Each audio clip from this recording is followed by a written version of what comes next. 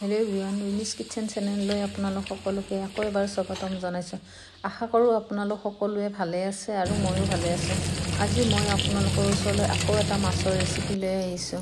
তেনে ৰেচিপিটোৰ কাৰণে মই মাছখিনি খুব ধুনীয়াকৈ ধুই তাতে নিমখ হালধি সানি লৈছোঁ আৰু কেৰাহীটো গৰম কৰি তাত সৰিয়হৰ তেল দি দিছোঁ আৰু মাছখিনি খুব ধুনীয়া কৰি ভাজি লৈছোঁ। এতিয়া ইয়াৰ কাৰণে মই সৰিয়হ, বগা সৰিয়হ আৰু ক'লা সৰিয়হ, আদা, ৰহুন, পিঁয়াজ আৰু বিলাহী দি খুব ধুনীয়া কৰি এটা পেষ্ট বনাই লৈছোঁ আৰু এইখিনি এতিয়া মই মাছ ভজা কেৰাহীটোতে ধুনীয়াকৈ ভাজি লৈছোঁ। মাছ ভজা তেলখিনিতে খুব ধুনীয়া কৰি মছলাখিনি ভাজি লৈছোঁ।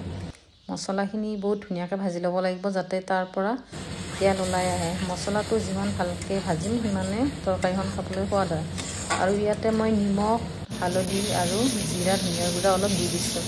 এতিয়া এইখিনি ভজা গৈছে, খুব ধুনীয়া কৰি তেল ওলাইছে আৰু ইয়াতে এতিয়া মই 1 কাপ পানী দি দিছোঁ।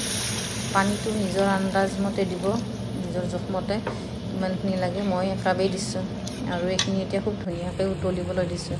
খুব ধুনীয়াকৈ উতল অহাত মই এতিয়া ইয়াতে ভাজি থৈ দিয়া মাছখিনি দি দিছোঁ। মাছখিনি দি আৰু অলপ দেৰিৰ কাৰণে উতলিব দিম।